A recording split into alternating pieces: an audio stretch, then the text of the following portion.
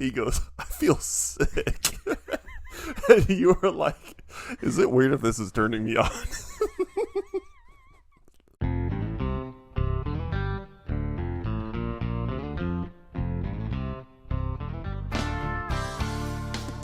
See the audio lines? Yeah, don't simulate the snap count. It happens. Welcome to the podcast. Oh, Lord. You said you were going to be the one spitting in your mic. It's already done. Welcome to the I Already Said That podcast. I'm Jake. This is my good friend Ben, a.k.a. Neal, a.k.a. I'm not going to use your dead name because we're woke over here on this podcast. And Cam is being a little bitch again. He went on vacation in Mexico and he decided to get the flu for whatever reason. I don't know why you'd want to do that when you're on vacation in Mexico. And he's still sick. So Lena was on last week, and Have you seen him? I've seen him on over the phone. Does he look sick? No, Okay. And he doesn't sound very sick either. So I think he's lying. So he's like, I just got back from vacation and didn't actually take any time off, and I'm tired, sick. Yeah. No, I've been there. They just told me that they went to urgent care.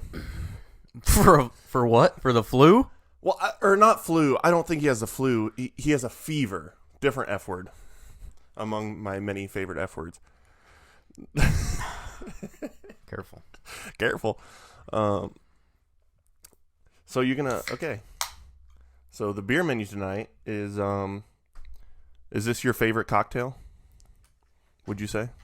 Or are you just in the mood for it? Favorite cocktail?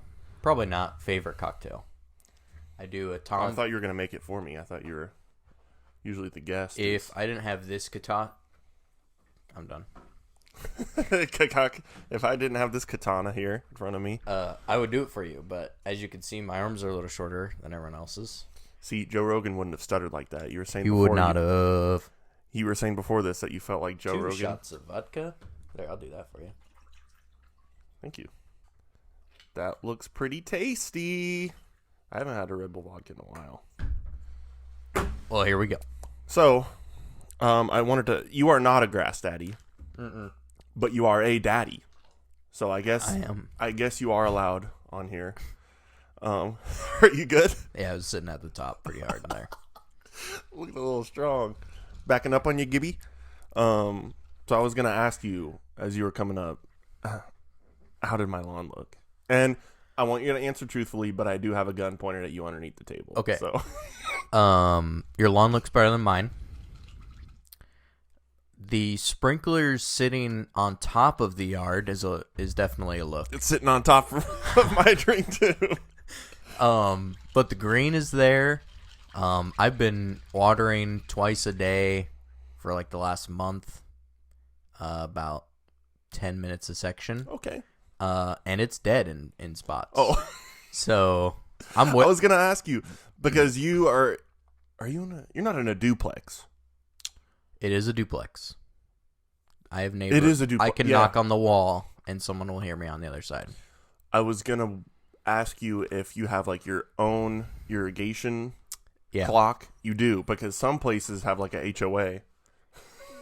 Yeah, we have an HOA that comes by and like turns it on, but we're kind of responsible for. So you have to mow? Nope. You don't mow, but you are responsible for setting the water? Yeah. Huh. And if you would come look at my yard now, they spun their huge riding lawnmower on like the hill part of my yard. So there's like, my front yard is maybe 100 square feet. Maybe. Yeah, your front is not very big. And, I didn't see your backyard. And 20 square feet is tore up from the mowers on Monday. So do they have like stand-on riding they mowers? Have stand and sit. They have zero turns. They have. They got the whole HOA contract, so they're loaded. But this is pretty strong. Yeah. You just got to punch through the top, and then you're on your way. And then you're home free at the bottom. Mm-hmm. So, yeah, so your yard looked good. I think it looked really good, especially for all the shade. I worked landscaping for like a summer, and I was told that don't worry about mowing the backyard in the houses that have a lot of trees because the grass just doesn't grow. I guess it would depend on the kind of grass. And the irrigation. 90% crabgrass back there. Okay, well, if then it's not favorable grass, then yeah, you wouldn't really care about it. What do we got up front? What do you got? I honestly, it's probably a mix of fescue, rye, maybe some bluegrass in there. I don't know. It's just kind of a mix because every time I overseed, I usually use like the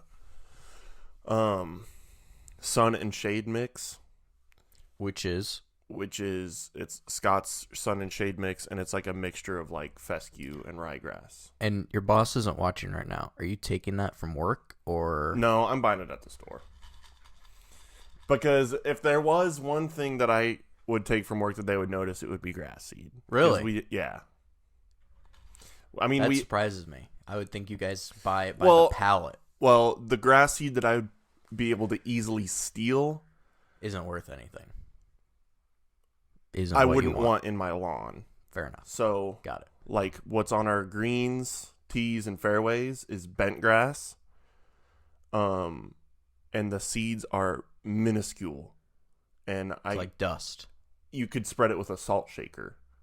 It's super fine. Okay. And we mix it with sand to fill divots. Okay. So if I wanted to, I could easily take like a water bottle and take some of that home with me, but I wouldn't want that in my lawn. Got it. But the stuff I would want in my lawn, they come in like big yellow bags. And if I was to crack one of those open and they were just like, why is this one open? Take a whole bag. Well, if I was to take a whole bag, someone would probably be like, I swore we had 6 bags. Why is there only Someone's really counting it like that? We definitely ordered 6 bags. Because that's crazy. We don't just have like 100 bags where they wouldn't notice one missing. We usually have like 5 or 6 where if one was missing, they're like, well, our order was 5. Now we only have 4. I was picturing like a warehouse full of grass. Thousands of bags. So, okay. Yeah. Well, so let's say I have an unlimited budget. What's the best way? What's the best grass out there? The best grass? Like, what? For here, let's say season grass. I live on an acreage. Okay. Money is no object. I can water as much as I want. You live on an acreage? Yep. And I want it to be the most pristine yard, Great Gatsby style, right on the water. What am I doing? If it's full sun, and you have plenty of water, then you'd probably just want to go with like a Kentucky bluegrass because it would look really nice. You mow it low, and what does mowing it low do? Well, if it would just make it look nicer. I mean, like a picture like a baseball infield or like pristine. Yeah, okay. Or even a golf course, because it would, and Kentucky bluegrass will spread out, so any thin areas will self heal, and it'll be really thick. Okay. If you didn't have as much water, then you would want like a fescue because it's very drought tolerant. The roots go deeper, so it goes deeper to look for water. Yeah, I definitely need a little more flavor in there. I'm starting to feel it. It's a lot more drought tolerant, but so it's hardier. You don't have to maintain it as vigorously, but it's like a bunch type grass. So when you seed, you would need to be really diligent about getting it even. And then if you had like, say you guys pop out a couple more kids. And you gotta, you're like, I'm good with one. What? And you've got a lot of foot traffic, then you'd probably want to go with like a ryegrass because it's kind of like fescue where it's drought tolerant, but they say ryegrass is like really hardy. And I'm really about to just pull the sod up in my yard right now and put turf down. Well, what we need to do is what all are they responsible for? All right, so here's what they do. They sign this huge contract with the whole HOA, okay? And other properties, apparently. And so in the spring, they throw something down. It's like... So they fertilize. Brother, I don't know what they're throwing down, but... It could be empty. Honestly... It could be cat litter. They come with a Ford F-150.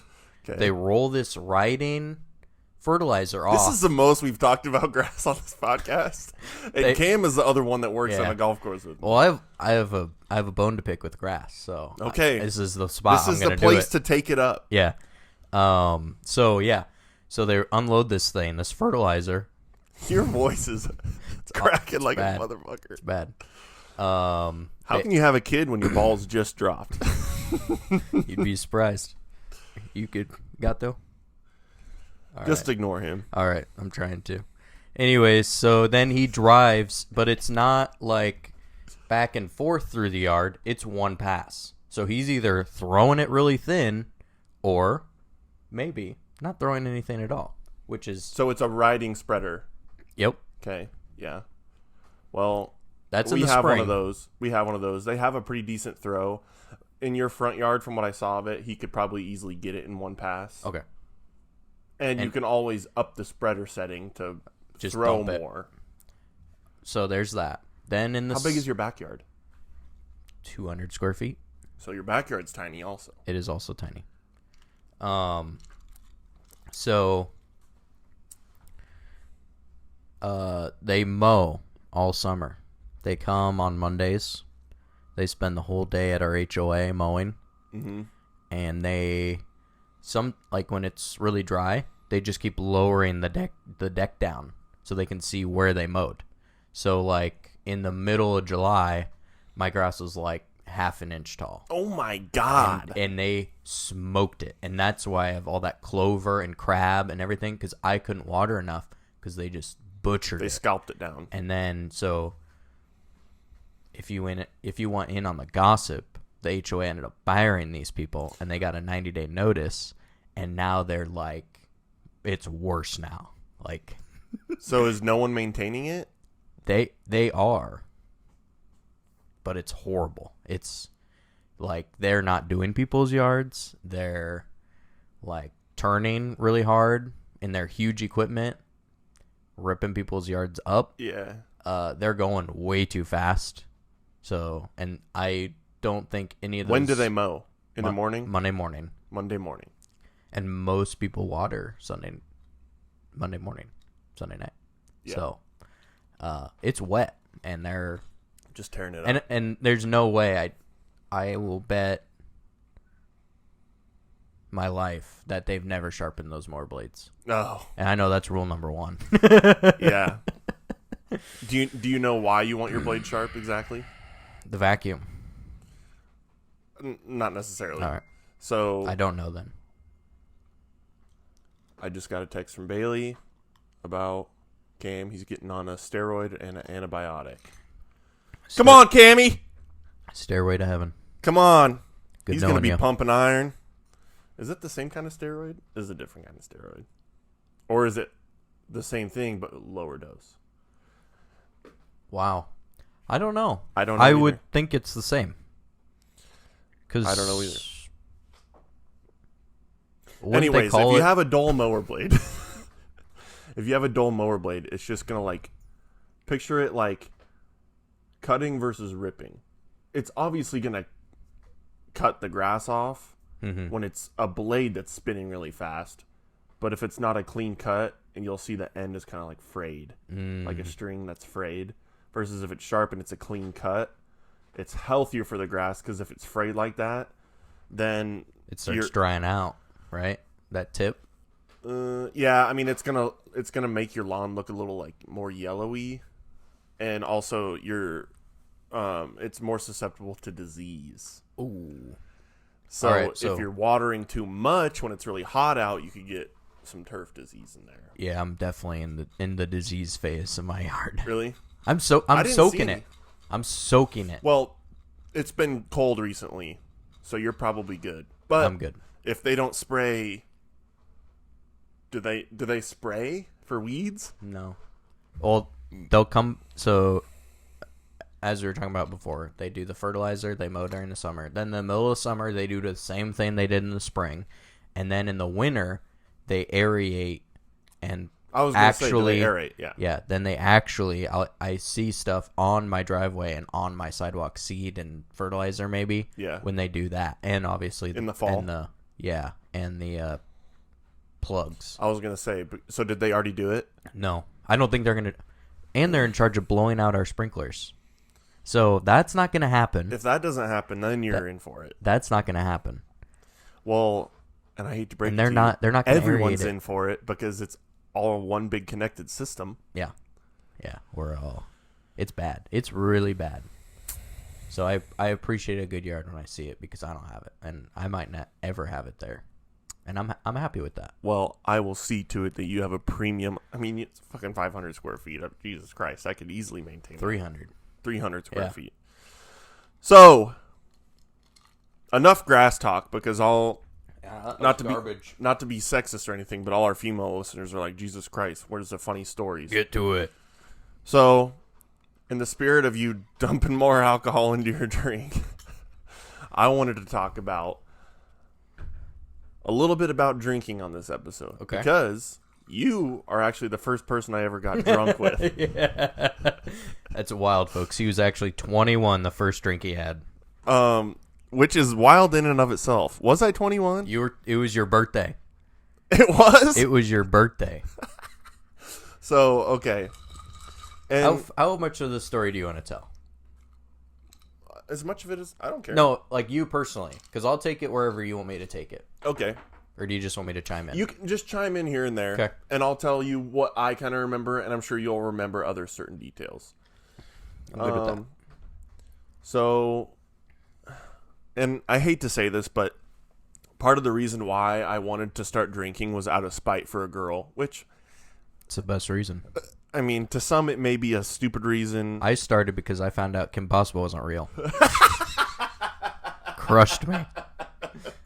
You're telling me that animated cartoon isn't a real person? Killed me when I was 12. You started drinking when you were 12? No. I was just thinking about that time. You're not supposed to ask that. 12. Oh, fuck. All right. So a girl broke your heart. So I'm like, and she happens a lot because she knew, and that's a whole other story I'll save for another time on a different podcast, or a different episode. I was very against drinking. Yep. Going through high school and my freshman year of college, and she knew that I was very against drinking, and I was like, stupid, petty behavior of an immature person. I'm gonna make them realize how much I love them. Yeah, they're gonna miss by this. doing something that, oh my gosh, if he's willing to drink for me. Everyone listening right now knows exactly that everyone feeling. Can relate to this feeling. Yeah.